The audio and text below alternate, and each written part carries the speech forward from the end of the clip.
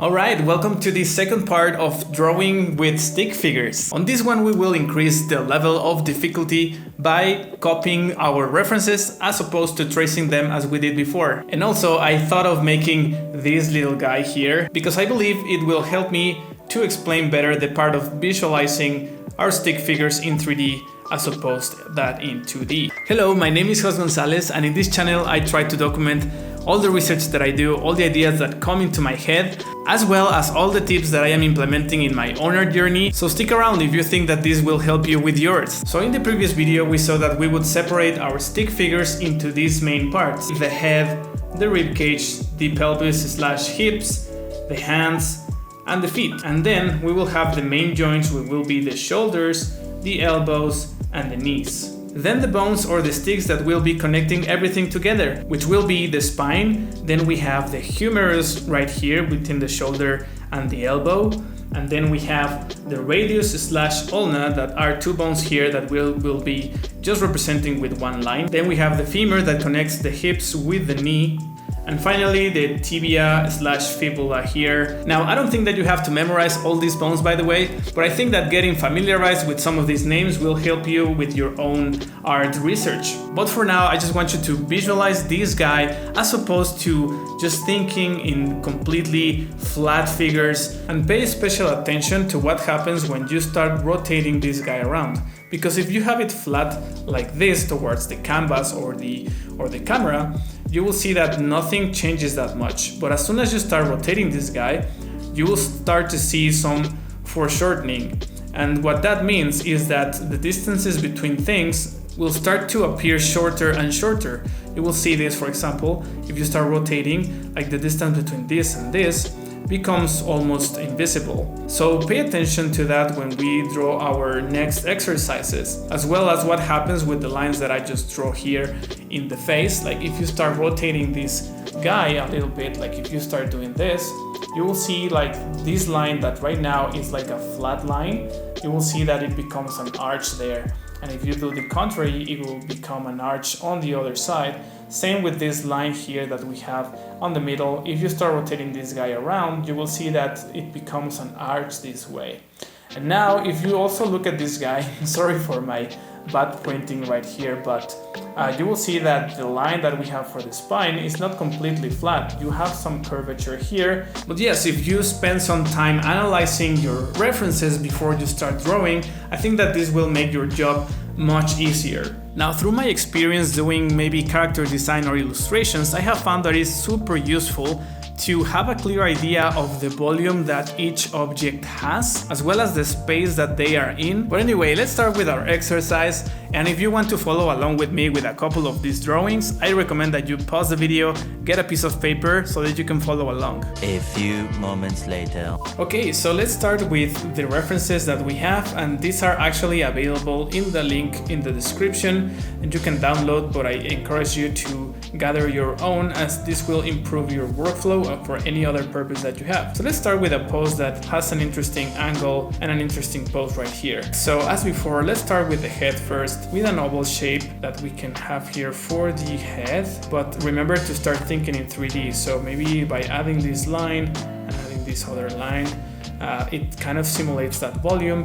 Then the rib cage, which would be an area around here. Then we'll continue to the pelvis or the hip area right here. Then we'll have maybe the hand here.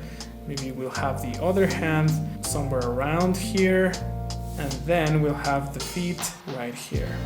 Now you will notice that when you're copying these things, it is more difficult to know at which distance things are between one another.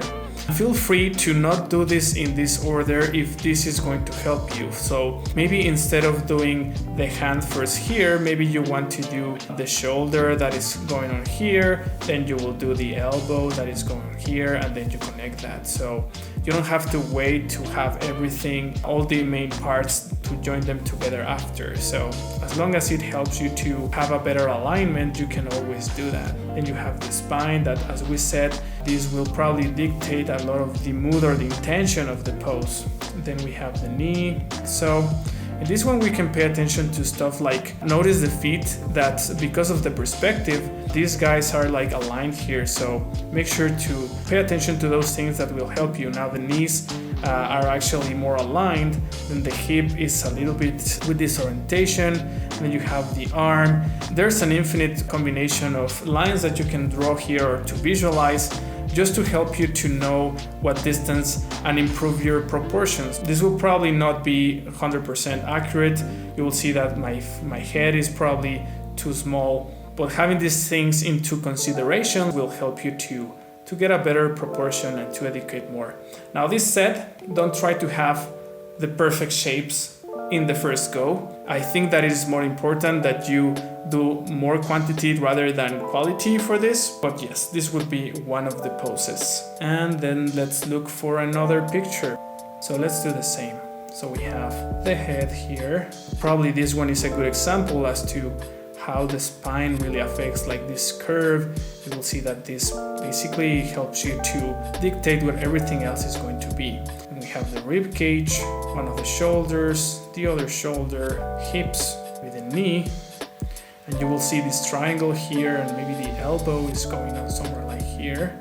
So you can draw that line now, then this, and then the hand is easier to land. And you have this, this,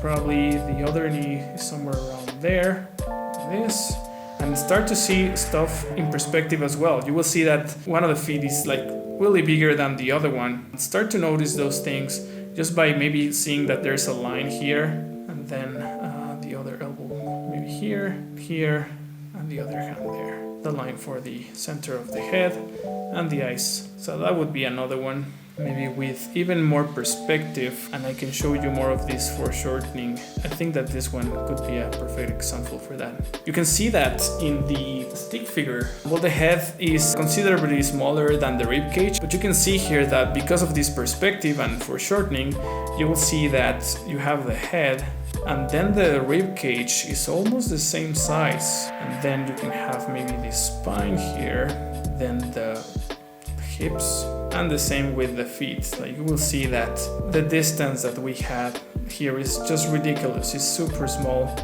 and the feet is just really, really small, as opposed to maybe the shoulders and the elbow and the hand that are much more close to the camera or to our eyes.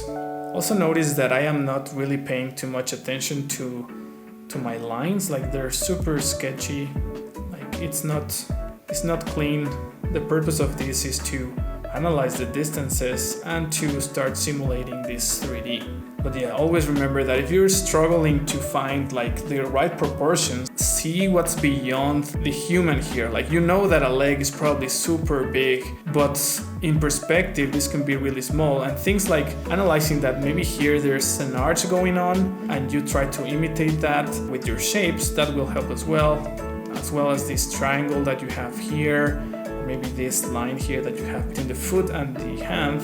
That will also help for you to have this triangle, and try to compare these with this and see that this triangle is similar to the triangle that you have here, as well as the alignment of the feet. So all of those things, you don't have to draw them, just saying that, try to train your eye into analyzing those kind of things. Alright, so now I think it's a matter of doing more and more of these poses. As I said, you can download the same pictures that I use with the link in the description, or you can maybe look for pictures on pexels.com or Pinterest, or I do encourage you to take maybe pictures from yourself or from friends. Since doing this, I think that is really, really helpful for you. Now, if you're wondering what's the best way to do your drawings, I think that right now, since we are not tracing them, but rather copying them, I think that you have a lot of freedom to pick all the way from a napkin to a tablet or something like that. Although I do prefer to do these kind of exercises on a sketchbook, because that way you have like a nice organized way to look back at your drawings, and I think that this can be really encouraging for